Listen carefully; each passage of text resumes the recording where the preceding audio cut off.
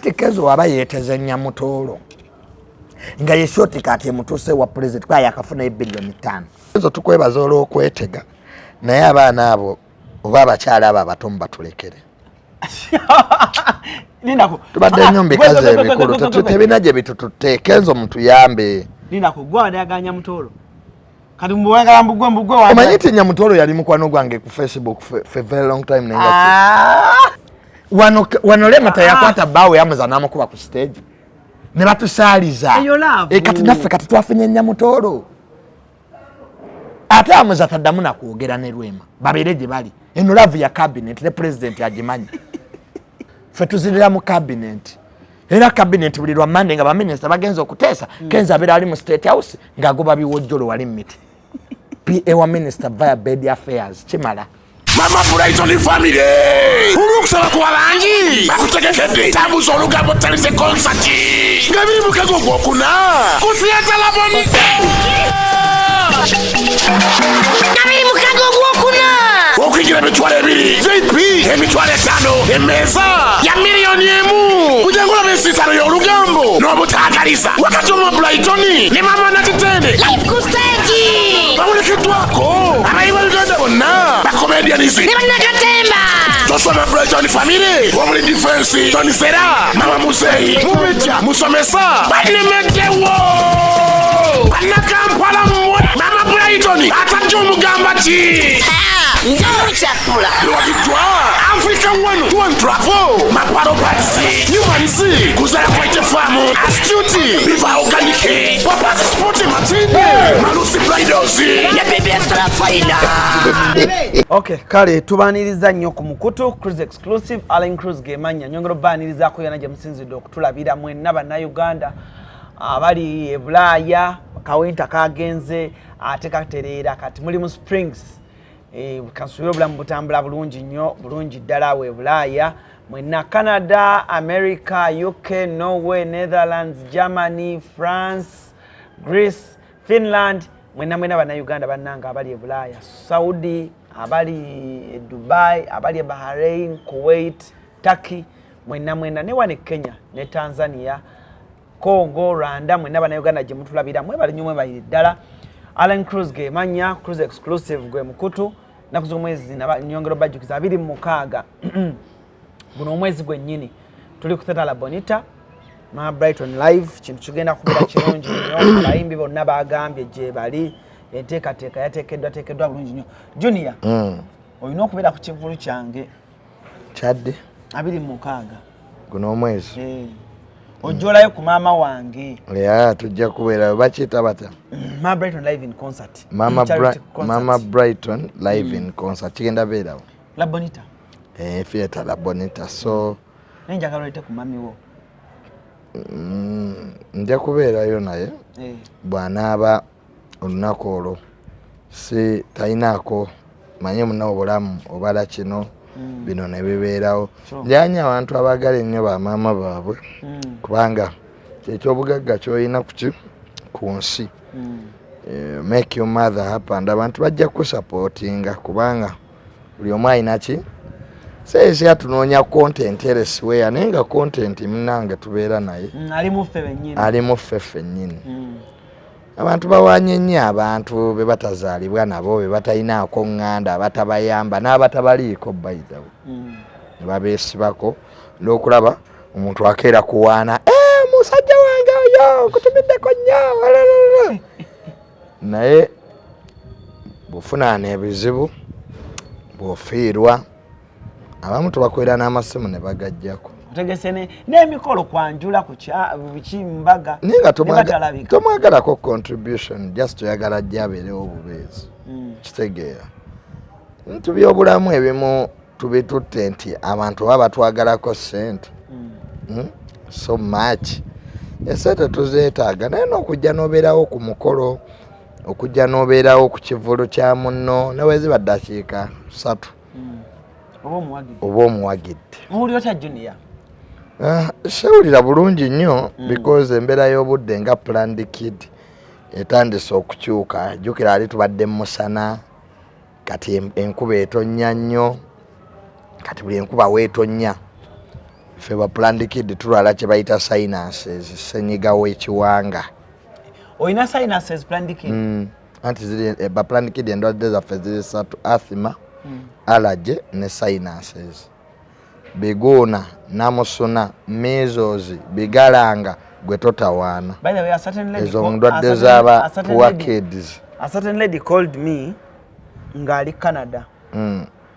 Nangamba gamba Junior fenna tuli ba planned kid. Naye alekerawo kyogere nnyo no kiggumiza kwa yangambye I don't think Junior n'obulamu bwabwe yakuliramu bwenkana n'obwange kuba ate obwange buyinza okuba bumusinga nnyo naye mugambe this world needs humble people. Naye nga naye mwana wa mugagga yangambye obyogerera nnyo wano ngamba nkugambe this world needs humble people. Eyo ndowooza yenga omuntu era sijja munenya ate nzije mu levels ne categories ezo emanze wano neyogerako ng'omuntu kitegeera abantu abamu balekeraawo ennugu okwekweka mu nnugu. Leero omuntu yeekweka mu ddiini naye nga nnugu yeemwekwesezaamu. ALLANCRUZ naawe n'oyogera bw'otyo naawe n'okola bw'otyo alina eddiini mu mutima. Nomugaa kati wadde yagala nkole ntya gwe kyoyagala kikole. So the people who are offended by me saying that I'm a planned kid, giving my experience and it hurts them, I'm really sorry. Nenze siringa bo era sisobola kubanga. Of course I'm not my dad. Wano chaza Tamale Mirundi Junior. Naye tachiwakanya nkontoli planned kid. My dad okwakanya obulamu because it's a sacrifice that our parents have given us. Zejobola abazadde mbagamba batwala abaana mu masomero ge basobola. Fe we twasomeranga esseetaawo ng'abaana bajja ne kesatu ez'ebyokulya kati fe abaali batazisobola. Of course twali tetusobola baluga, tetusobola kuwala na Yesu Kristo kuba mwana wa Katonda. So that lady, the so-called lady ogungambye ali e Canada, waba mwana wa mugagga, that's her own life. Awandiika ekitabo about obugagga bw'ewaabwe. So but atuleke naffe mu spaces zaffe tweyogereko ku ebyo bye tulaba nti wano bitusanyula kuba tulina right okubyogerako. Tetujja kudda ano twogere ku bibi. Mba ne munyambe mbona nze maama wange yali mutunzi wa pike. They always use pike kukubo. Ziba mange yatunanga kasooli kati namala bekonyeza nuga so what. Nzo wange teyabitundako. Nati akulaga nti akyuse. Kati like it's very but bantu stories because bagala okuchanging obulamu bw'abantu. It's very stupid of you to rectify where you grew up and where you came from, thinking that everybody was at that certain point of life. Jeno mozu abatamanyi bantu basula njala babonabona. It's not his making. Some people are rewarded because by the good things their grandfathers have done. Tofayo na wabonabona olwaleero bazzukulu bo bayinza okuba tebajja bonabona ng'oli musiga nsigo ey'obutuukirivu. Ey'obutuukirivu. Okitegera ng'oli musiga nsigo y'okwagalaza. Actually osoma Bible, there are generations ez'abantu nga baali balungi ne bazzukulu baabwe ne babonaabona. Segera ate bazzukulu baabwe bamala kuona ate bali bazzukulu baabwe Katonda n'abaddiramu. So kakati simanyi kikubonyaabonya antu abamu bakoze ebikolobero ku bantu. There are curses ezitatambulira mu musaayi. Oli mu family jjajjaawo yatta abantu. You have blood. Because ekintu ekisinga obubi gwe musaayi kwa gutambula. When you have to break that curse. You have to keep on praying. Abantu abamufuna ebirooto ebibalaga nti there is a problem with you. Olotozeeyo ku ssomero, olooto ogudde mu kinnya. God is trying to tell you that there is something wrong. Okumanya omusaayi muzibu. The Virgin Mary yayina okuzaala Yesu Kristo because ekibi kiri ekisikire because omukyala waaba olubuto omusaayi gwegatta n'ogwa the father and the mother babecoming together ne bakola organ emu omwana. kati they had to get a virgin and the Holy Spirit okuzaala Yesu Kristo nga talina kibi. He was born without sin. Because senga Joseph ye yazaala mu Mary era Yesu Kristo yandibadde alina ki. Because the other curse Adam yakola yajjanga etutambulirako. Even the so-called prophets, the Moses, the Abrahams had the sin of Eden. So what am I saying that? Me, Junior, I will not apologize for the good life I'm living. I will not apologize for the happiness I have. Because happiness is within. So bina abantu bagamba ense jachuka Junior tewandi yogedde boti. I mean, I'm not the one who changes the world. This world belongs to Christ. I'm also carrying my cross. I want to gay because Junior, I'm driving a nice car because I have a good job. You know, I have good friends. I want to get. That's what Ugandans, some people, to cheat Gondi. And I'm buying frustrations, buying depression, so they feel bad. Manyena kuzino omuntu akusanga n'omuvubuka nga mutudde like we are here seated nalabo beekwana. Abo bayina okubanga ALLANCRUZ ne Junior they are cooking up something. Do you still want to make my order because I'm in an interview? I told you get me eggs, omelette and get me watermelon. That's it. Juice. Yeah, you bring here, it's okay. You want watermelon juice? Njaga ka watermelon juice and namaji.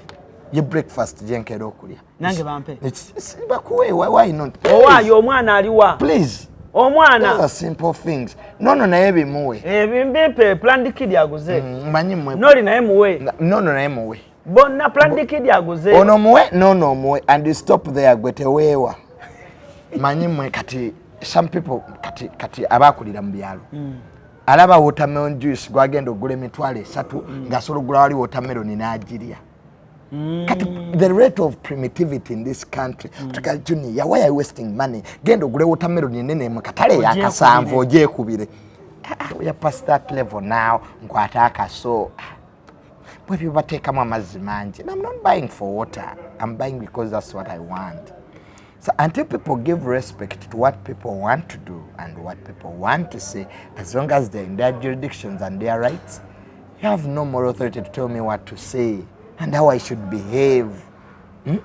If people are suffering, it's from my making. Ne yesu abavu yabalekawo. Shigira. So sijakwe waliwo bana abasabiriza ku kkubo. Actually, I found out that some people, not all is a business, but a wow. Edda nakwatibwanga ekisanga mbawa sente zange. Ngoba wa sente wa.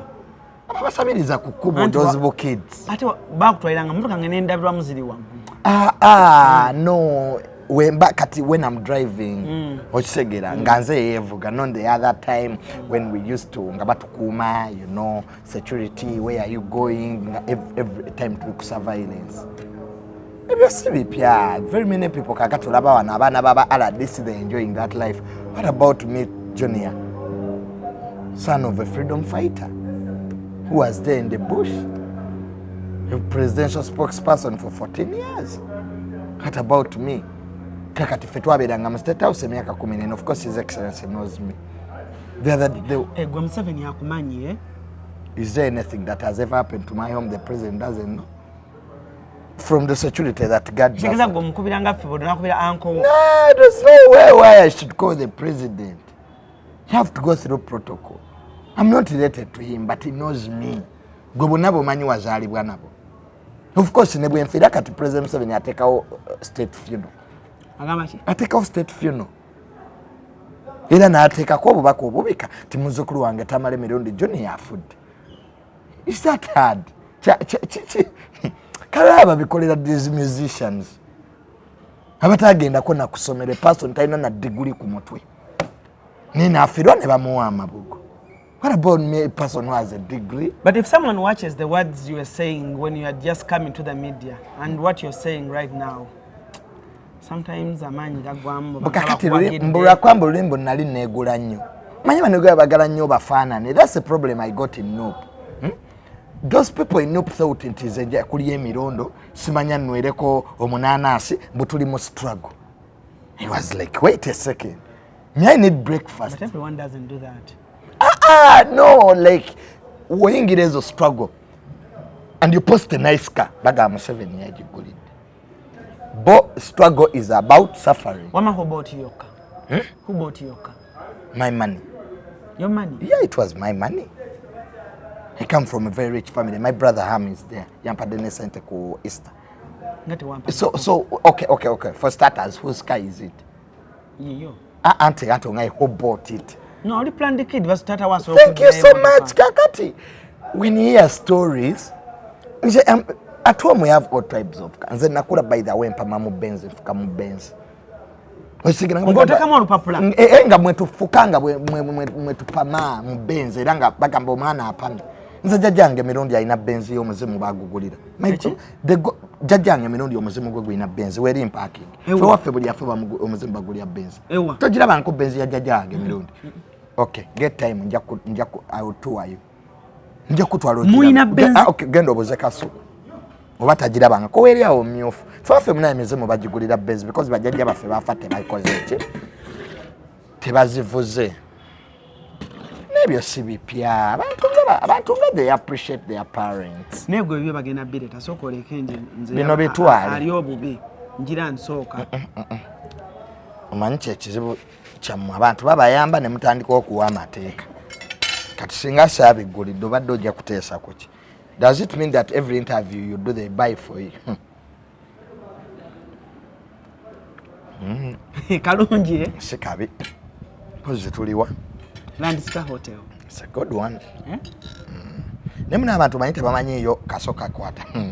Nabanange dating wobo yagala kusaka mu Uganda date somebody. Tebamanyi mukono kigukwata kaso.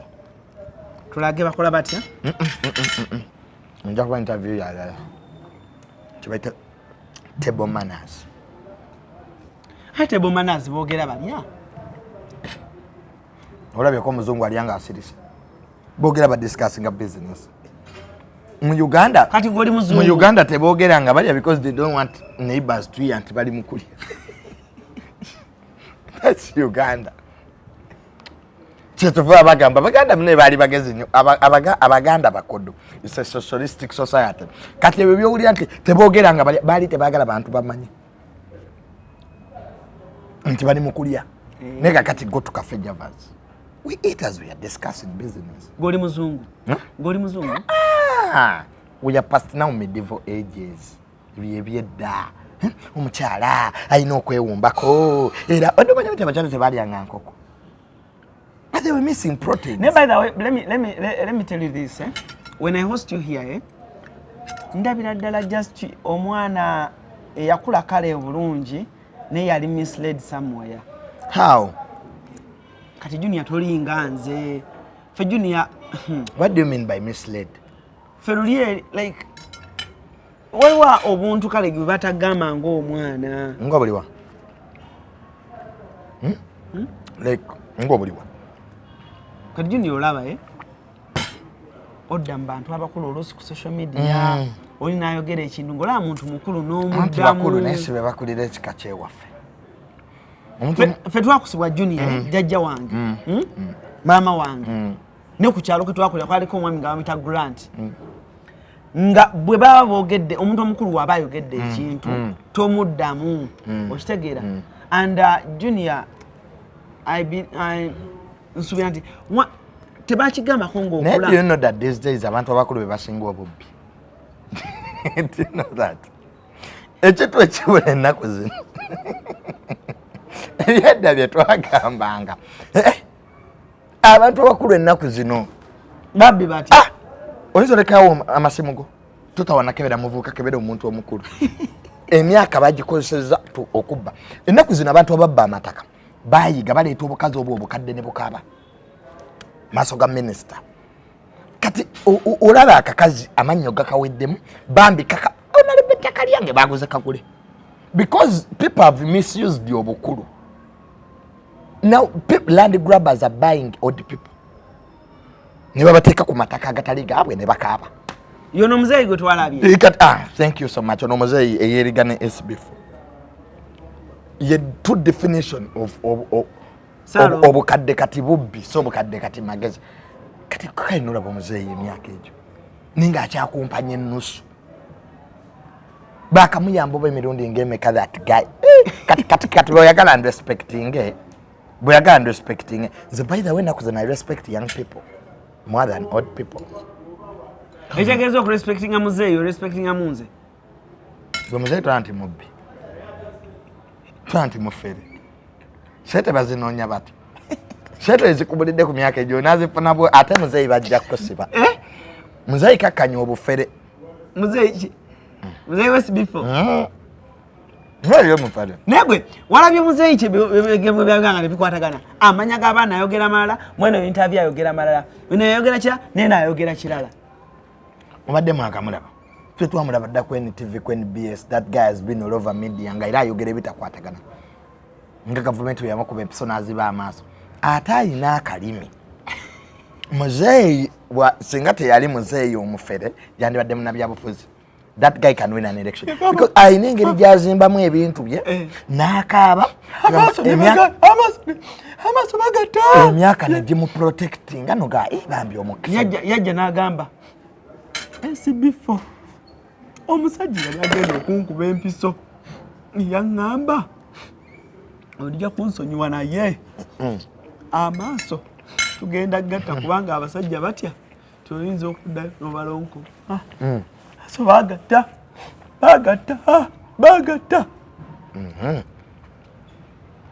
I got respect to no ennaku zino mu bufumbo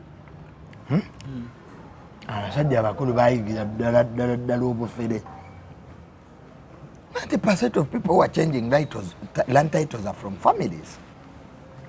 Abakadde bafuuse ekizibu bakyusa ebyapa ne batunda n'ebijja mu famire zaabwe abakadde abo bennyini ne beekaabya nga bw'ataasayinga era omuzzukulu yamubba nenga naye obubbi omukadde yabulimu ayagala dditunda gwoko nze tombuuto bannyongera. Don't tell me these old people around town. Abakadde bali mu byalo. The true bakaddes are in the village.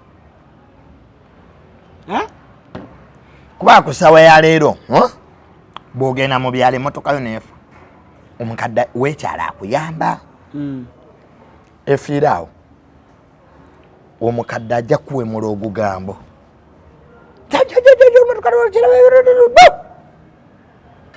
mugamba naye sebo gwe toswalako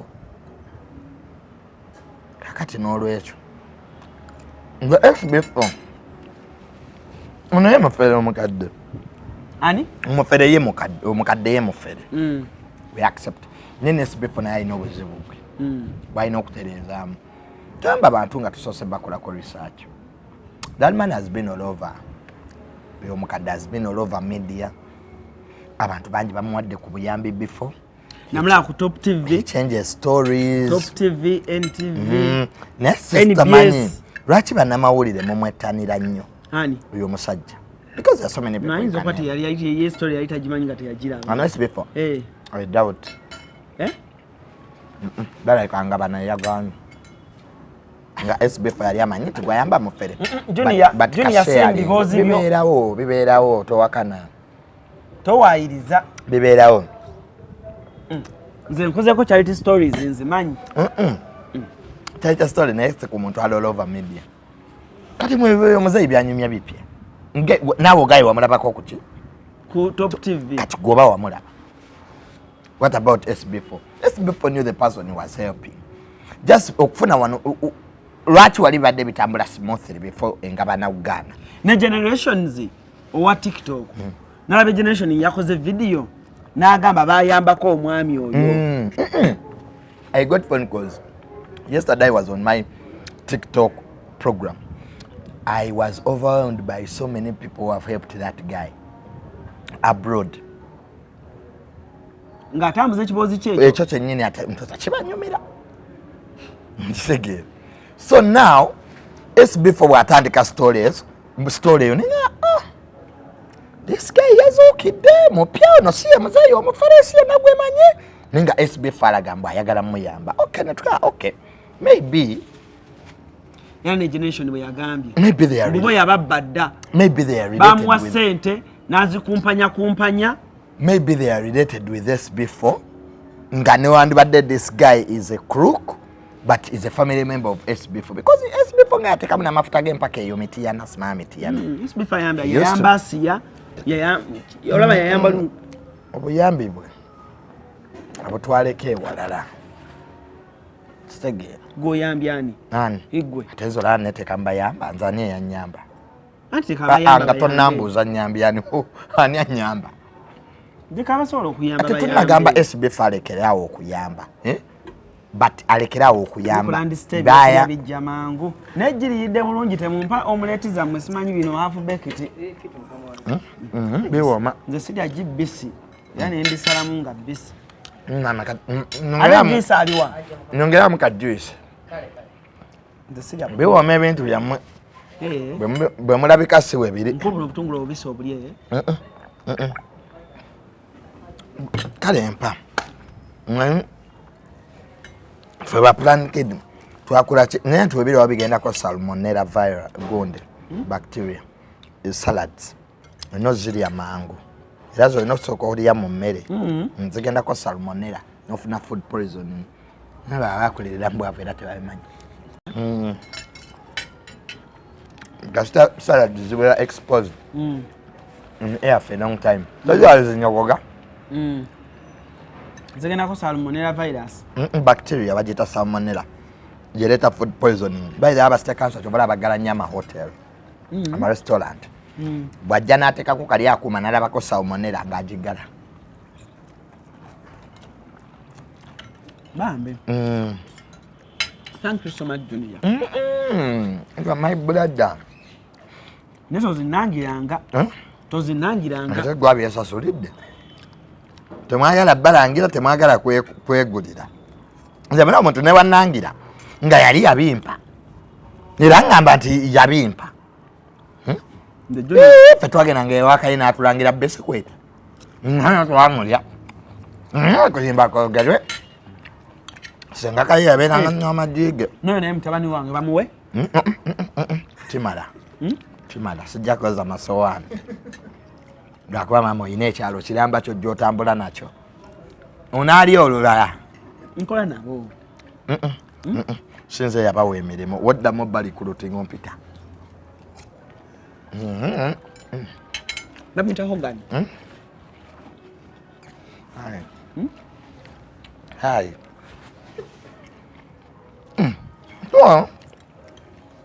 SB4 nenze ndi mukusaidi SB4 nange so ndete wano bilu yange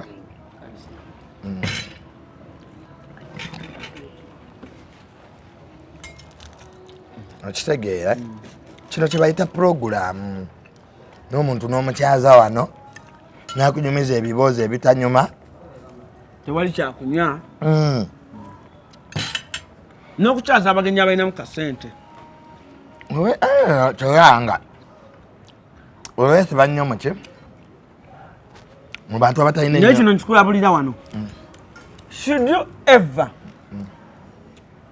Junior mpulira bulungi should you ever kunangira amajigo goguze wano ne timu yange n'ogigulira amaji ngenda sika amaji ngalete ngateke ku mulyango gwe katika kalamu yege yali yange wanga ngata kozanga kandi kakalamu naye nze nkubuulira naye ogera ku ne kakalamu ani ugwe mwogera the farm is my good friend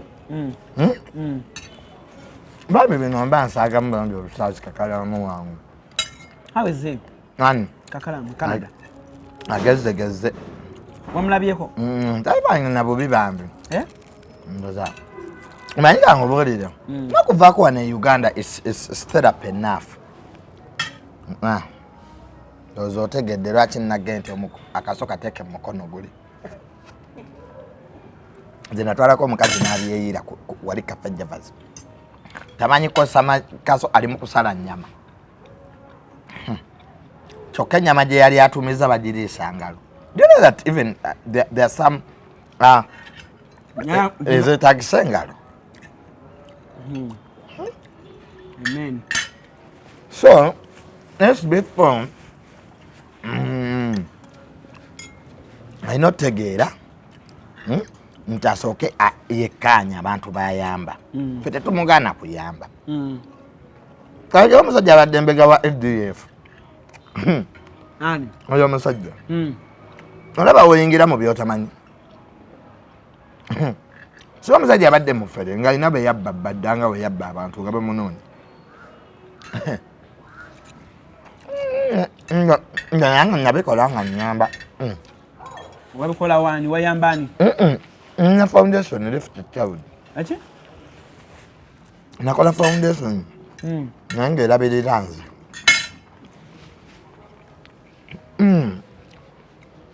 nakola foundation wano okuyamba abaana nenyambako be nayamba ndabafanda mbagamba nange nyine neetaaga buyambi ba SB4 kye balina okugira kuba ne SB4 ayamba naye yeetaaga buyambi nje buli famire y'emugagga takatubeera serious otugambe nti nze SB4 mundaba nange ku buyambi bwemusindika nange nja kutwalako. That's a fact. Kankusomesa akantu kamu Junior mu nsi muno mulimu abantu Katonda nga yabakola nga bo bagenda kuyamba mwayina kalaje Katonda asokera ku nsi nga gwe oliwo kuyamba nolwaki batosoka noyamba abeewammwe kibinya nno okuyamba abebbali nga abeewammwe babonaabona era tufuna mikisa takwala ku Charles takwala ku Charles ngensobe abantu gye ba Charles muganda we yes tamukwata teyamukwatako sinnagamba nti abeewaabwe tabayamba otegeera nze I'm being general ku bantu abayamba. That's the problem I have with them. Okisegeera I'm being general. Yajange nafuka. This is a bill. Oba zero yongeddeko nyingi gwe. Kola boti. Kola koti bweko bill. Banyongere ddala ejjeri. Nedda. Gwe genda bakudiwaming. Kaji kabade ka wamachimala. Let me pay after this. ALLANCRUZ. Shagala koza bintu mu restaurant yen. Tukisusa. Wali plandiki. Simu. Era wezigana tatanga tumukulira. Oba mmami. Onali olulala genda ogule enkoko ebiike. Basiike wo. Ngama kugulira enkoko ebiike yangu ndi mulimu lyesiikirenga. Appetite tujja ba plandikide tuli ya kitono. Mere hiyo ya buseere. Munasobola restaurant gwe. So abantu bonna abayamba who are there out there. So kononyereze ku bwoyamba. Ate bolaba abantu babukira nnyo story. Ogenda okulaba Junior nakola story ku muntu nga muyambi. Ate nawe n'obuukiraawo. Lwaki tofuna bantu bo bwoyamba? Era waliwo omwana bambi bamuyita Vicky. Yasoose n'agamba ndeesa amazima biki ate Vicky yamaliriza naye yeetonze. Ng'agamba musajja Muzei Omufere. So abantu mwenna abayamba tetubagana kuyamba. Nejo nirasho tuyamba ku Muzei. Wakati gwejjukira. Mukolere ki? Omukwate. Muzei yali ku mulimo gwe. Mulimu ki? Bano babbi n'ababbi beeguddeko. Nani? SB4 no Muzei. Bonna bafere ku Mufere just Muzei. Conflict yavuddewa. ALLANCRUZ.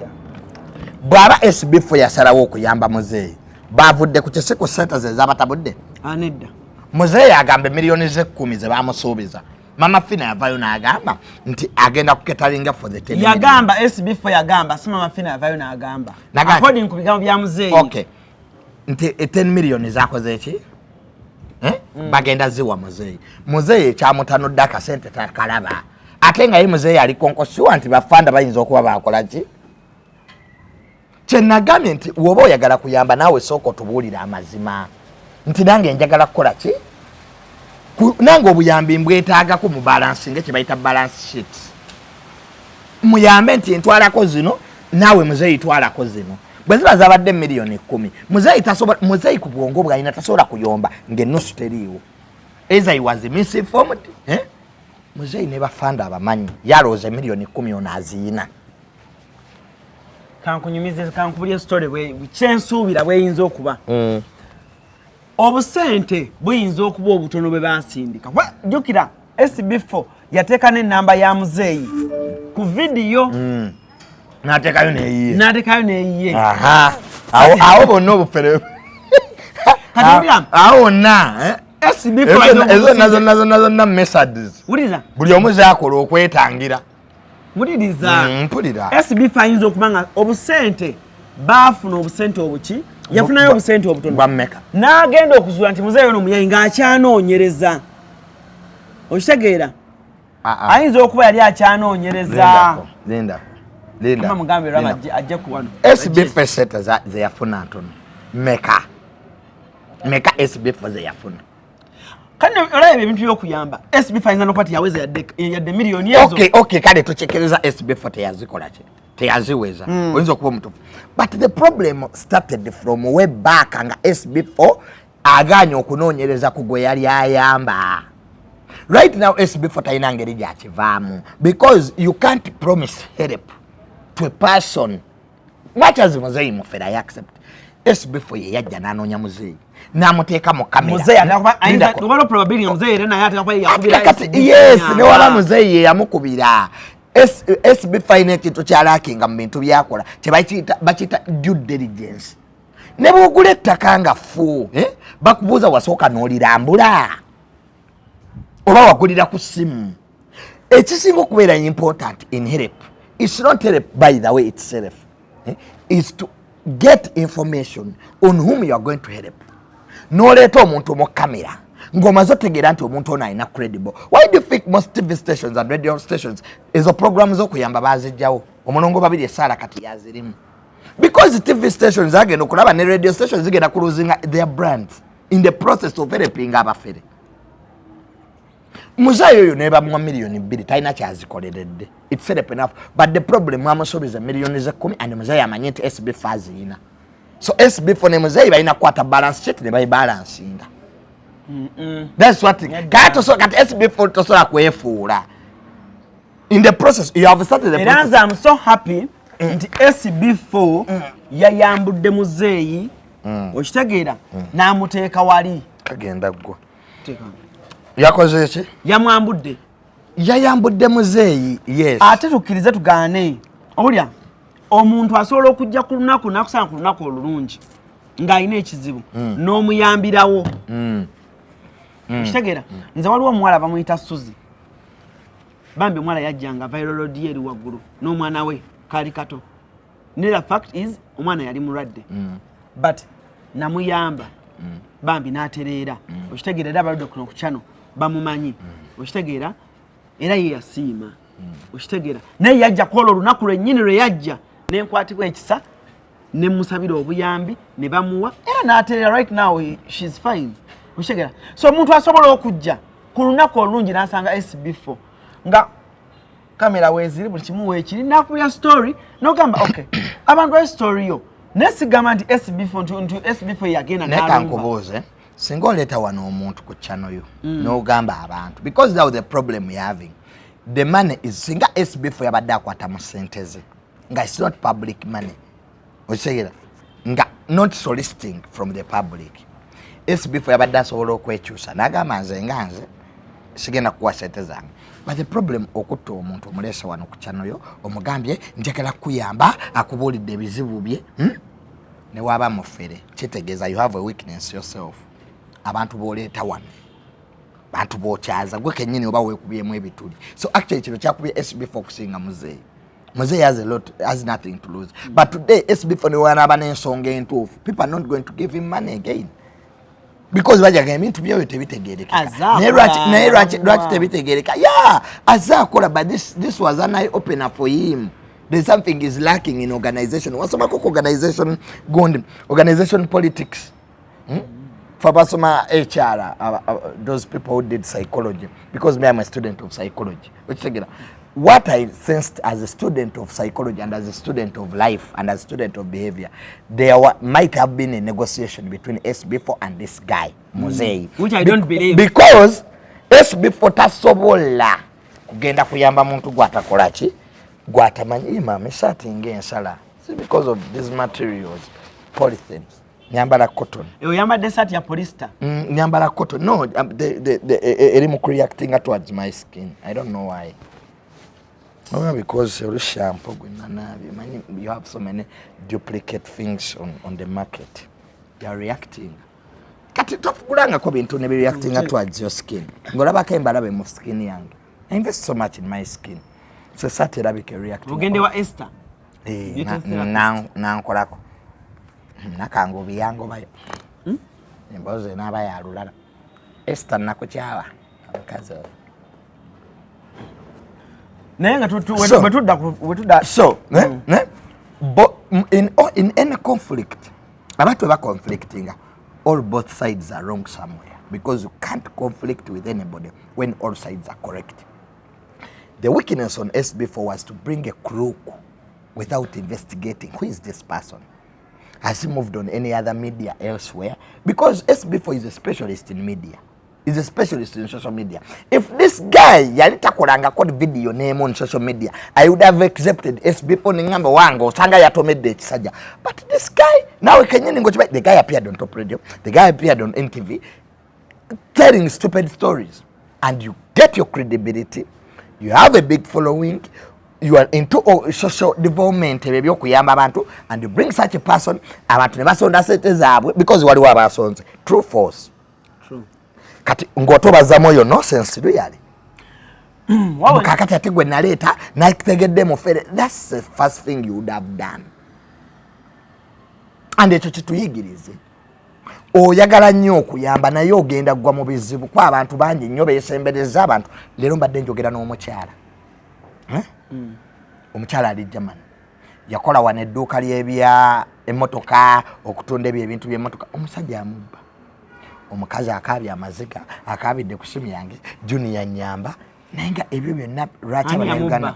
No, he had I think a guy gwe yateeka mu dduuka ali nga mwami we boyfriend bamekwano bino twasoma ffenna ombeeredde we Uganda Katonda nyambye enkubya akajinyenze Germany nsindisa sente family sigyesiga nkutaddemu oli kye yakola yasiba busibi dduuka ng'akwata ki sitooko ng'amutunda wano ali Nairobi yenwera kyayi. Yasiba dduuka edduuka yali sitooko yamutunda edduuka n'aligala. So guy natandika wano maduuka no gatamanyiye neddire Nairobi seteze zimusanga Nairobi. Very international bank here. Bano bakola ba depositing. Katika yagabo kubera mu Uganda ngandi mwavu kanzibe kino neddire Kenya. So kakati ebizibu byonna bye tulimu olwaleero is to help wrong people, and those wrong people want blackmailers because kati Muzei ayinza n'okublackmailinga SB4. Nagamba actually twatesa. Ola weteeka mu target. Leero balabe ba SB4 competing nabo in that game of help. They can use that Muzei. Kale leero Muzei asabula SB4. And you think those funders are happy? Because now tulina collateral damage. Yani collateral damage. Yataddemu akasente ke. Wiringire. Naga wange geno nyambira omuntu. Nze nabikola ebintu. Wabikola wa? Nalina foundation by the way. Very serious note. Nga bagiyita batya? Wanda baje natandikira. Nga nkyakola ne kankaka. Lift a child. Ganga bebye ebintu emasaka. Nenze nga buli fanda mpasete mugamba. Mpadde $5,000 bili zange 3 zabali. Nange neetaaga buyambi. Era fanda nakimanya. Ekyo tekisubwa mu kubalansinga bitabo. Mayinja atwere serious. Leero abantu balidde sente nnyingi by them mu bintu by'okuyamba abantu naye nga tebalina gwe bayamba. I have so many boys ennaku zino abavuka bavugaga mu motoka gaali amapya. American Embassy yabawa sente lwabisiyaga to relocate to Kenya. Nze Ibra yangambako nangamba yeta takola programs ezo nezityo. Lwaki? Nangamba abantu bebayamba nze wano nina omukyala yampe $3,000,000 nyende mu restaurant emu ngulire family ye ebintu. Bya $3,000,000. Bya $3,000,000. Nange nalina ebizibu. Watuuka ago. Watuuka 5. Mu family ye? Natwala ya 5. Ebiri ekitundu nenze ebizibu. Bamugamba. Mukazi nakuba amasimu, mukazi akubidde amasimu sikwata nkyanonya ensonga. Awo nenkuba nasanga accident nenkuba ebifaananyi mga I got an accident. Amnangamba no Junior, you should not behave like this. Junior, you are above that. Mga ate ebizibu bye nalina tebyali above.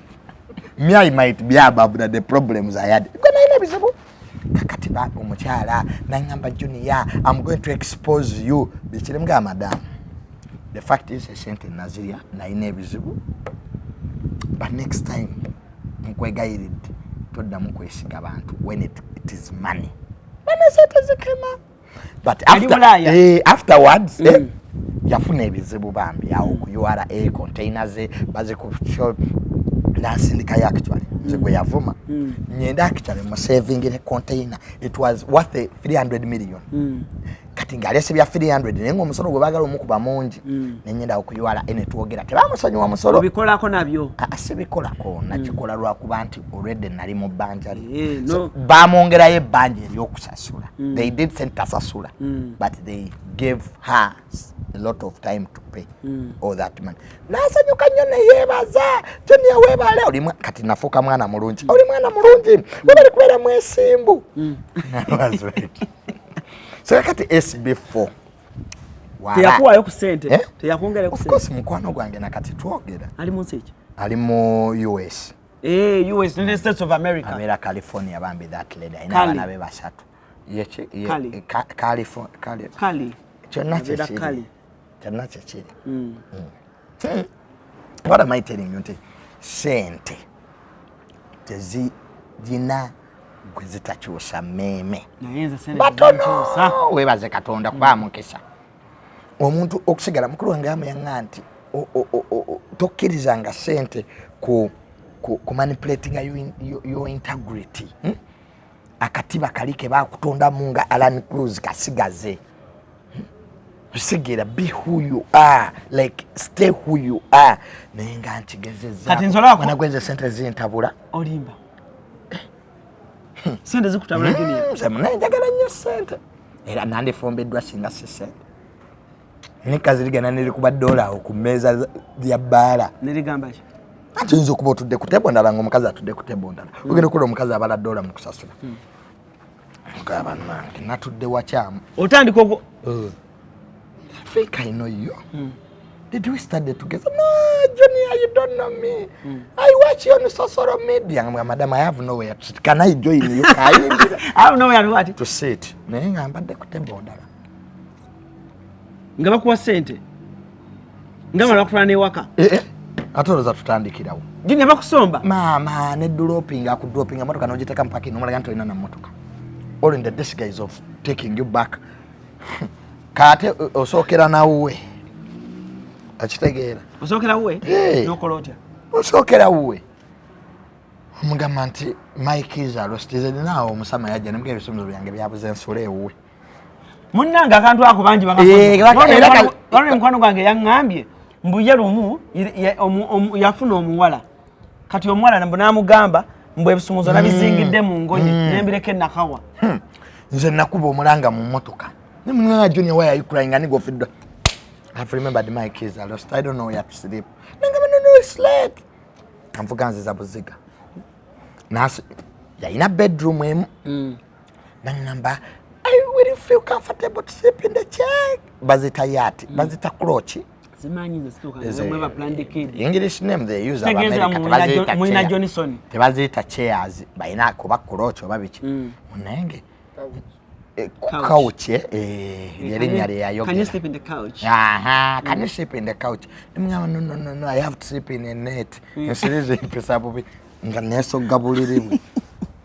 Nasengu kakolo. Yes, wa muntebe. Twasula fenambuli yanti namuga nsirize jja kunno. Namuga mosquitoes are the problem. Nenga tewali nsirize. Tewamukwatako. Nga ziba ziwera saawe eyo munana. Nga akakono katandika. Akani. Akange. Anto soka nobe wefulanga eyegolola kumbe wegolola omukono bakubere bote olabo bana ali yakitinga bwe buko tobikolangako anage I'll teach you tricks Junior sakaleke osaka no so omukono bote ne wefule yebase totandikirawo kiwamu eddakiika nga 3 Okay, she was sleeping this side, me was sleeping this side. Kati ebitanda by'abantu ababibwe babira ne teddy bears enene bagiteka wakati kati nawulira obusumba ne teddy bear nga kitunire bwenti gagwe musero gwe gwali mu center zange nenonye engeri gyenkikola ki gyenkijjawo kati we nakikwatako waliwo buno bulampodo oberano natikako ettala bambi nga yekanza nga disted bear and threatening I will have bad dreams ne bajijjawo kati after like an hour nsiriikiridde ngamba omukazi ono bamukolera ki natandika kwegolola ng'omukono ngukuba ku bbeere bwe neeyongezaayo bwe nsembera nebannanga abakazi nga talinamu wadde empale ya munda ze nate abakazi yali mbuliribwe naye era yeebale kugijjamu naye wasobola namalayo wiiki ejo nze yamazayo ne ku airport nga ne byennamulimye nti sina mmotoka tabijjukira gwamuzayo ku airport kyokka nga alina abaana bakulu bansinga obukulu naye bino byona bijja kunkuba era nakoma wala ku airport nemugaa ne okosa habu eyaki like mamanyi ga kisajja biki sooka onyerere nga tonnakozesa maanyi ga kisajja first look good ne bw'onaaba nago ng'ofaanana bwe teri ajja kutwala kati after wakola kunyirira n'ogafuna sooka kunyirira really n'ogendako mu gym ozamaanyi ga kisajja olina ebisente olina ebiguuna abamu kumwe mwakulira mu ggogolo enkovu zikwetiibi nga ani agenda okutwala ewo first look good mugende mu nsoso abavubuka abali eyo ensoso bannange ye capital so omwezi bakusomba emirundi kati nawumulamu nali teyalinga kati na girlfriend wo nga gwa musamu omulimu gwajjamu abafere omuki omulimu olaba ne Shakibu gyali tateredde musajja wano Shakibu yakoze wano edduuka wano ku UK Mall edduuka litunda engatto ati anoonya soft landing buli olaba omuntu abadde mbufumu ne Gulunedi bwe yali teyatandikawo ebbajjiro ly'entebe ewa Gulunedi takutandika gujja omubuuzi awo ebuwaate nga kyalina kiri ekikazi ekyerituye ekyamusibambu akibbye essimu nemanya nti omuntu kasita atandika bizinesi mubufumbo manya if you have somebody nga badde talina bizinesi n'atandika okubeerako ne bu bizinesi aside gyemisinde egisooka those are open indicators is about kati omuntu aba alina kukola atya abo abakazi ababasomba baba baagala nga tolina kuba na bizinesi olina kubamu n'akasente ki ekisinga okuwaga ku nsi kuno kwe kubaamu n'akasente as long as you have money abakyala tebaagala musajja alina sente ati zijja kuwaga they care about one thing, reality. They need reality. They need you to be around. Hey! Kumacha? Oyina kwambala short. Kumacha? If you're with those women, one thing choyina okweyigiriza kuuga. That's why ojja kulaba ebifaananyi bya Zari nga bingi abo abakyala abo nga bali nnyo mu swimming pool. Because they have this big weight. Babeera nnyo mu swimming pool nga bawuga baagala nnyo owuga. So olina oyiga owuga. Olina okwemanyiza okwambala short. Abayagala laba six pack ategere nti alina omusajja. Second, olina omuyita mami. Mami? Bakyagala nnyo. It gives them a sense of belonging. Because most of them abaana baabwe they are not with their kids. Ojja kusanga abeera California nenga abaana tata abwe yabatwala dda bali New York. Be bayita basingo ki? Badabolo maza. Ali eno n'abaana bali ki? Si basingo be babeera n'abaana. Badabolo be babeera ng'omwana abeera ne taata we bajja ne bamulabako. Ekintu ekisinga bajjako waya. Is failure to give them time. Tebagala reasons. Hey! Tasobola kubeera nga awafiiriddwa tojja kujja. Ennaku yo gisindira awo ng'alaba. Junior, why are you not happy? Junior, why are you not happy? Hello, somebody. Junior, don't start. We have to go to the beach. Don't start. Who died? How much? Credit card. Ng'osindika nnyama. Baagala ogenda olakyere ku maama wo. Tebawasa tebalaba bazadde abo. Takkiriza genda laba ku maama wo. Talina kyamwetaaza. Amugambe ki? Oli ku duty owoza maama. Gwaliwo mukama we ayagala okulaba maama wo. You should put at the work. Tebabeera na attachments. Recently wano Zali we yagenda Shakibu. Wali abeeko Suga mami agenda gye bazaala sweet boy. Kyagenze kwanjula. How did it take Shira Gashumba? Okutwala, has Shira Gashumba ever taken anybody wa Frank Gashumba? Ntikati nzeze baze kunyanjula. Be kusanga if muzadde wabanga wa mabala they will find themselves in them. Kati babana bazadde bafa bali hambo. Anti kati tebajja bala bakajja biwulira mu ngambo. Nze my mama era biwulira mu ngambo I'm dating this one. Esho batwalayo. Tebakiriza, they don't want. Tebakiriza. Tebabera na attachment ku kintu. Ke kyaja ajavuzibwalira okutyawa. Ajja kujjukira maama wo. Agambe bambi. Mukazi yanda. Tebabera na bambi. Hey. Karjunya oyinokera kumanya no yambala chishoti. Oyino basalirako apple fruit. Echi? Musalirako apple noziryango over once. Babyagala nnyo. Batya? Tabina babinebera mu film. No kwata strawberry noziteka ano ku bunywanto bw'amabere. Kati apple noziteka ano boti paka. Oli over once boti.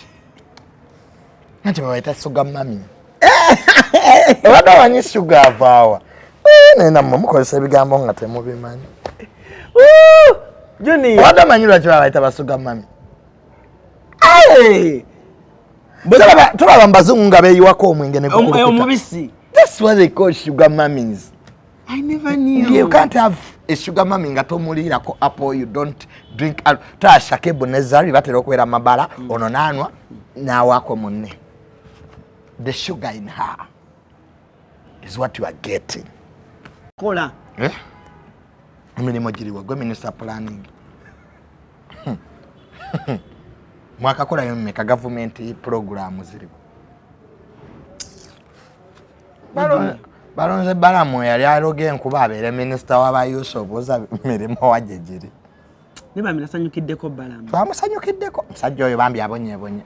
Okutuka wali. Wagenzeyo n'omuyozayoza. Balamu kwano gwange. Balamu yaberanga ne saati emu ng'ajoza kiro. Balamu yasimulanga State House. Emmotoka ya General Muzei bamukwata alese ekidomola ajoze ne bamugana buganyi. Balamu abonye. Era bambike bamusasule. Do you know what it means okuddukira ku motoka ya General wane Masaka Balamu na mulaba? Tenga ina sente. Nga is an investor. Balamu mugagga nnyo. Simwavu. Balamu yasimye mpaka z'obugaali wano. Balamu investor. Aina makampuni wano Sudan. Nze natulako ne Balamu nga tugenda e Luweero. Nagenda ku radio ye Sudan, Radio 4. Actually Balamu yali agenda Luweero. Nenze ja ku radio yo mulaba. Nga gwesobola kuleka wano. Tata okujja wange tulawo tugende. Nga tuli mu motoka. Ne essimu ezakubirwanga Balamu webala nkantono. Yali brigadier general. Bajeno boka. Ne bambiye positioning bulungi. Ali very humble. Olabe character Balamu jaina. Je twagala obere nayo. Eyo kwefuula mbuto biriko nengo biriko. Ye Balamu. Lwaki tobera bwo. Balamu abeeraawo n'abanga atali nenga wacho. Unasanga no muntu talina buyinza. Nenga yasiba ba TikTok. Balamu abadde ne bajeno. Balamu abadde ne jene muke. Nasanyukidde abantu babiri. Balamu ne Nyamutoro. Kenzo. Naye wabye Kenzo ali blessed. Balamu ne Kenzo bali blessed. Okiraba Balamu byakola Kenzo abiva mabega. Waliwo badde Kongo okwata Masaka Road. Nengaliwe yayise wana ekyengere mugonga gukire empiji ye Kenzo akozesa shortcuts. Because even right now, by the matter of Kenzo is the PA of the minister on via bed affairs. Mubyobo lili bamwadde ne office awo. He can see the president. Nani? Kenzo. Anti ye PA wa minister mubyobo lili. Ile opposition nungi nyo Kenzo wabasola kwa kati the minister is in cabinet. Bomanyi kati kutumanyi gwe bulamu bubeera. Ebigabo by'obulya bya junior. Ntumanyi bulamu bubeera awo. Kenzo agenda kuya ne diplomatic passport ya red. Nze ne banyawo ba minister nga traveling they go with their families. Kati Kenzo takyetaaga. Buno bu trips bweru. Obo ministry ja kusasula. That's what Kenzo wants. I met Kenzo recently nga togera mnanga my brother. Musanga awuga ne grenade alinge sikuba awe godi we bapangisiza yo hotel. Namba my brother I'm enjoying life. Mama jebwe gamukuma. Nemgamba Kenzo. Tiwasoma kiwanvu naye. Amajega no wagajja olinga mutabani wa president. Amajega ali awo. Nangamba nkulageko n'atambula ne gatambula. Na ensi tugina mutano. Noluza tusobodde tutya my brother. Nze Kenzo mukwano gwange era ku graduation nyampa $2,200. Is my good friend. Kakati Kenzo waba yeteze Nyamutoolo. Nga yeshoti kati mutuse wa president kwa yakafuna $5 billion. Zo zajja zine zabayimbi 13 zajja 5 bazimuwa. Zona ebigenda okola I don't know. But right now Kenzo kyayinsinga okwagala is access to the president because I never mulwana some federation. Manya up to now wali wabayimbi abatakiriza nti Kenzo ye mukama waabwe. Tushitofu. Wachegera. Kati goba I think it's not a must nti bayina okukiriza. Kati who is going to protect him? It's a president. Kakati Nyamutoolo honorable minister Kenzo tukwebaza olw'okwetega naye abaana abo oba abakyala abo abato batulekere. Linako tubadde nnyo mbikaze ebikulu tebina gye bitututte Kenzo mutuyambe. Linako gwa adaga Nyamutoolo kati mbuwagala mbugwe wa omanyi nti Nyamutoolo yali mukwano gwange ku Facebook for a very long time nenga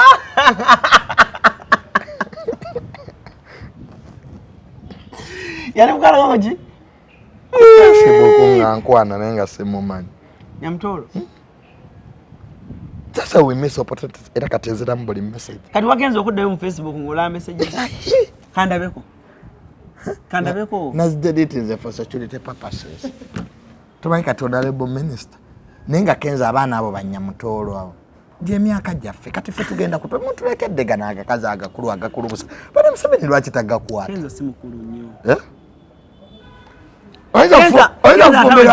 Oiza fumbira oyo Lwema n'ogatako Lydia n'olanga nga tokoze wano Lema tayakwata bawe yamuza n'amukuba ku stage ne batusaaliza kati naffe kati twafunye Nyamutoolo ate amuza taddamu nakwogera ne Lwema babeere gye bali eno laavu ya cabinet ne president agimanyi ffe batiimu Kenzo tetukyayagala mwe mubeere ku stage muzinire ku bitanda ffe tuzinira mu cabinet.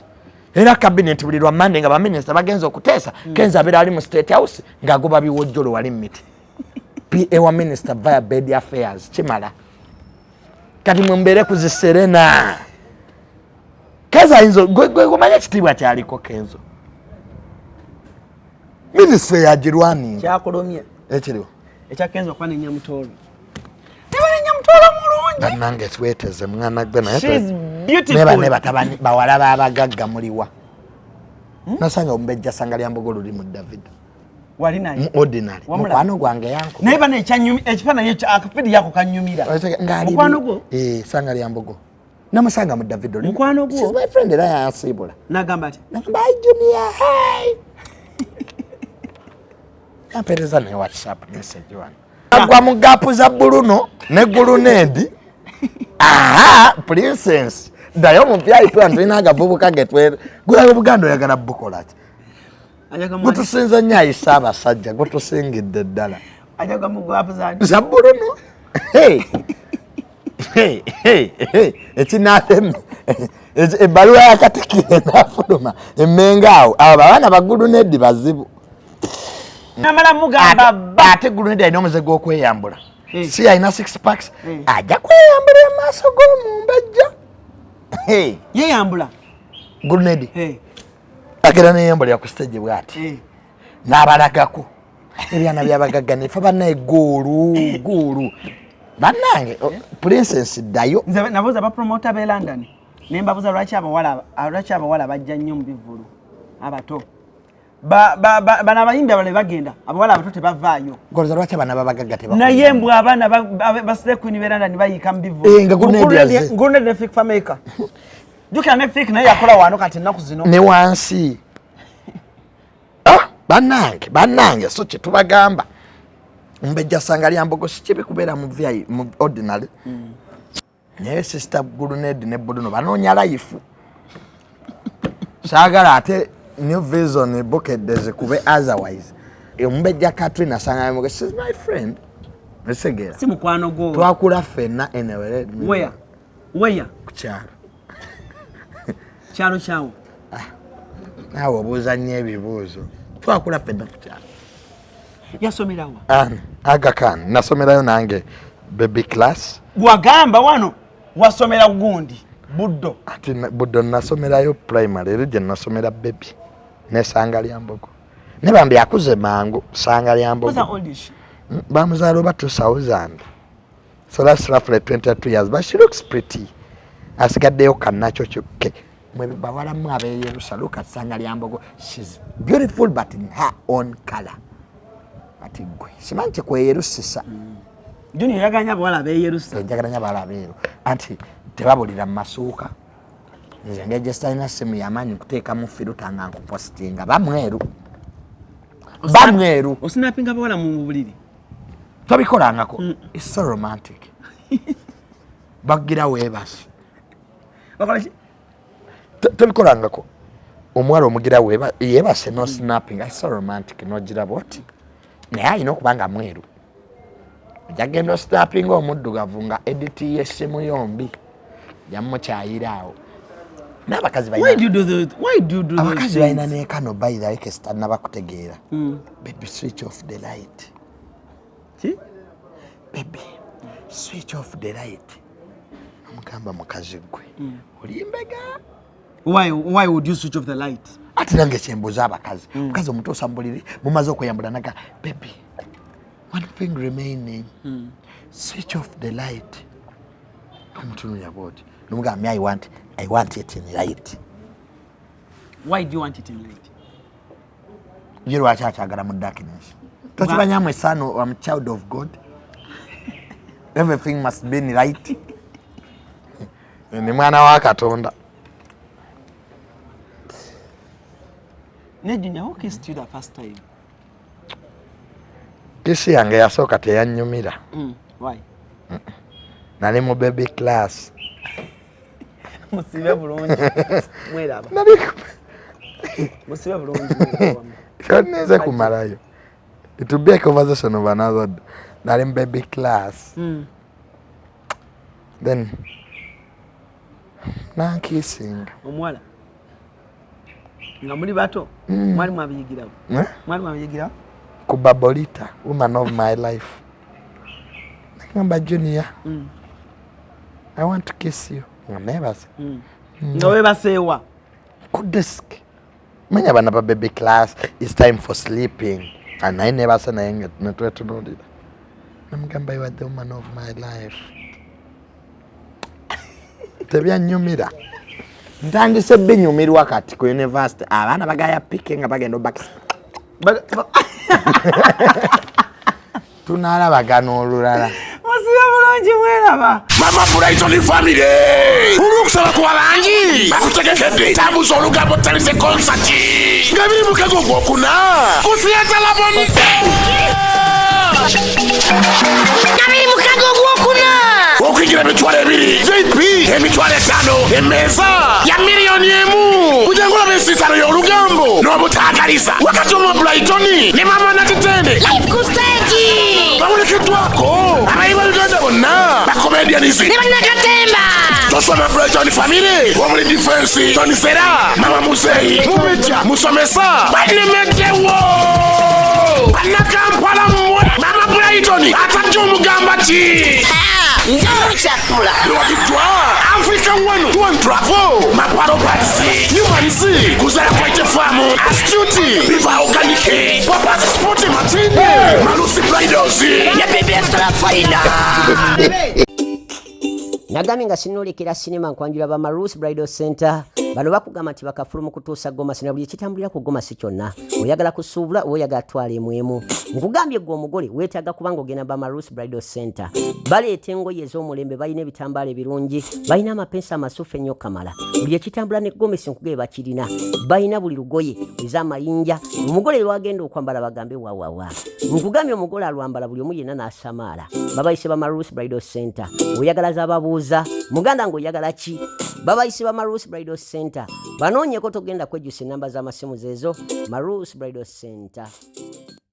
Esi mugasi akano kankwanjulye mamiga gyesi abakola emiramu education gadgets zonna mu Uganda balina tablets z'abaana zonna mu bikanga syamusanga Apple Origimo ate nga balina n'esina keyboard balina ebimotoka by'abaana ebimundu eshaawa bagisi z'abaana bottles container ng'ogasseko ne building blocks balina headsets z'abaana balina smart watch zonna ate nga ziri origino balina wireless charger ate nga basisinkanibwa wali ku Pioneer Mall edduka li PA11 ate ng'osobola bakubira ku 0703-69-69-04 gambye ekikwasagana educational gadgets zonna olina kwekwata mami gadgets kubanga yasinga